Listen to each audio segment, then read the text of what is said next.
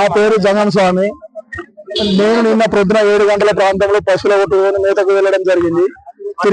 తిరిగి వచ్చే సమయంలో మానే డ్యామ్ ఫ్లోర్ ఎక్కువ కావడం వలన మేము అందరం అన్ననే పోయినాం. 7 మనుషులము, 5 అక్కనే చిక్కుకొని ఉండిపోయినాము.